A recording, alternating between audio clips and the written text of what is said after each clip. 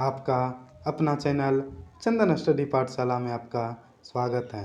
तो दोस्तों आज रेलवे ग्रुप डी का प्रैक्टिस सेट लगाएंगे जो प्यारे गुरुजी खान सर के बुक होंगे। तो दोस्तों अगर आप ग्रुप डी में एक सीट पक्की करनी चाहते हैं तो आप ज़्यादा से ज़्यादा प्रैक्टिस सेट लगाएं। तो दोस्तों अगर आप यह प्रैक्टिस सेट लगाते हैं तो आपके एग्ज़ाम के लिए यह प्रैक्टिस सेट रामबाण साबित होंगे।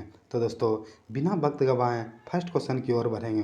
फर्स्ट क्वेश्चन है ऋग्वेद में कितने मंत्र हैं। तो दोस्तों अगर क्वेश्चन पूछा जाए ऋग्वेद में मंत्रों की संख्या कितनी हैं तो इसका आंसर हो जाएगा दोस्तों ऋग्वेद में जो मंत्र की संख्या है वह 1028 है। नेक्स्ट क्वेश्चन है भारतीय संविधान के देश अनुसार कोई भी व्यक्ति उपराष्ट्रपति के रूप में भी चुनाव के लिए पात्र नहीं होगा जब तक वह भारत का नागरिक न हो, 35 वर्ष की आयु पूरी न कर चुका हो और राज्य परिषद के सदस्यों के रूप में चुने जाने की योग्यता न रखता हो।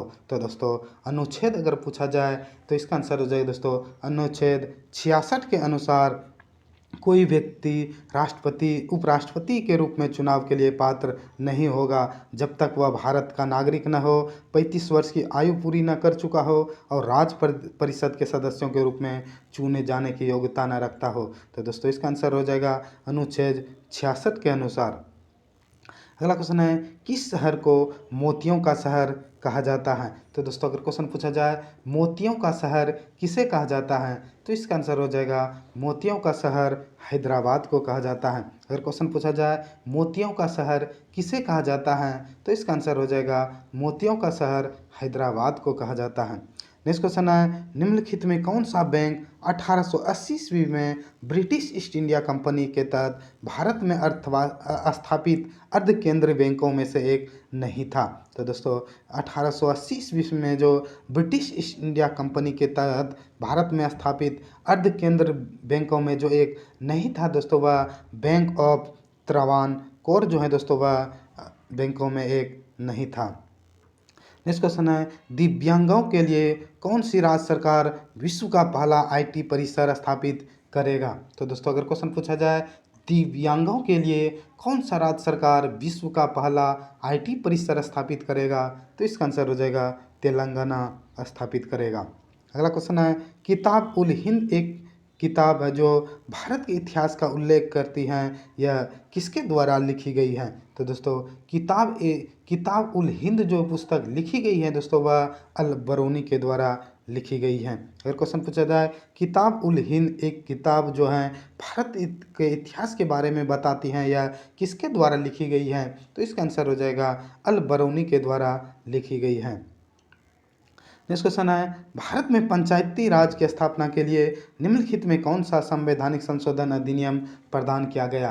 तो दोस्तों अगर क्वेश्चन पूछा जाए भारत में पंचायत राज की स्थापना के लिए निम्नलिखित में कौन सा संवैधानिक संशोधन अधिनियम प्रदान किया गया तो इसका आंसर हो जाएगा 73वां संविधान संशोधन अधिनियम प्रदान किया गया। अगला क्वेश्चन है निम्नलिखित में कौन सा व्यपगत के सिद्धांत से जुड़ा हुआ है। तो दोस्तों व्यपगत पूछा जाए या राज हड़प नीति का सिद्धांत किसने दिया था तो इसका आंसर हो जाएगा दोस्तों लॉर्ड डलहौजी ने व्यपगत का सिद्धांत या हड़प नीति का सिद्धांत दिया था। नेक्स्ट क्वेश्चन है नर्मदा और तापी नदियाँ देश की ओर बहने वाली नदियाँ हैं। तो दोस्तों अगर क्वेश्चन पूछा जाए नर्मदा और ताप्ती नदी जो है दोस्तों वह किस ओर बहने वाली नदियाँ हैं तो इसका आंसर हो जाएगा पश्चिम की ओर बहने वाले जो मात्र दो नदी हैं नर्मदा और तापी। तो इसका आंसर हो दोस्तों नर्मदा और तापी पश्चिम की ओर बहने वाली नदियाँ हैं। अगला क्वेश्चन है रिसरा में पहली जूट मिल की स्थापना देश में हुई थी। तो दोस्तों रिसरा में जो पहली जूट मिल की स्थापना हुई थी दोस्तों वह कोलकाता में हुई थी। नेक्स्ट क्वेश्चन है 20 फरवरी को देश के रूप में मनाया जाता है। तो दोस्तों अगर क्वेश्चन पूछा जाए 20 फरवरी को देश के रूप में मनाया जाता है तो इसका आंसर है दोस्तों 20 फरवरी को जो मनाया जाता है वह सामाजिक न्याय विश्व दिवस 20 फरवरी को मनाया जाता है। अगला क्वेश्चन है कुदिश लोग निम्नलिखित में से किस देश से संबंधित एक जनजातीय समुदाय है। तो दोस्तों अगर क्वेश्चन पूछा जाए कुदिश लोग निम्नलिखित में से किस देश से संबंधित एक जातीय समुदाय है तो इसका आंसर दोस्तों इराक से संबंधित हैं। नेक्स्ट क्वेश्चन है, हाल ही में लोकसभा अध्यक्ष ओम बिरला ने कहाँ पर संसद आउटरीच कार्यक्रम के चौथे संस्करण का उद्घाटन किया? तो दोस्तों हाल ही में जो लोकसभा अध्यक्ष ओम बिरला ने संसद आउटरीच कार्यक्रम के चौथे संस्करण का जो उद्घाटन किया दोस्तों, वह जम्मू कश्मीर में उद्घाटन किया गया। अगला क्वेश्चन है, पद्म श्री अवार्ड के से सम्मानित किस प्रसिद्ध समाज सेवी का 74 साल की उम्र में निधन हो गया? तो दोस्तों पद्म श्री अवार्ड से जो सम्मानित प्रसिद्ध समाज सेवी जिसका 74 साल की उम्र में निधन हो गया, वह सिद्धू ताई सपकाल का निधन हो गया। नेक्स्ट क्वेश्चन है, ऑपरेशन देवी शक्ति का संबंध किससे है? तो दोस्तों ऑपरेशन देवी शक्ति का जो संबंध है दोस्तों, वह अफगानिस्तान से भारतीय नागरिकों को निकालना ऑपरेशन देवी शक्ति का संबंध है। अगर क्वेश्चन पूछा जाए ऑपरेशन देवी शक्ति का संबंध किससे है, तो इसका आंसर हो जाएगा अफगानिस्तान से भारतीय नागरिकों को निकालना ही ऑपरेशन देवी शक्ति का उद्देश्य है। Next question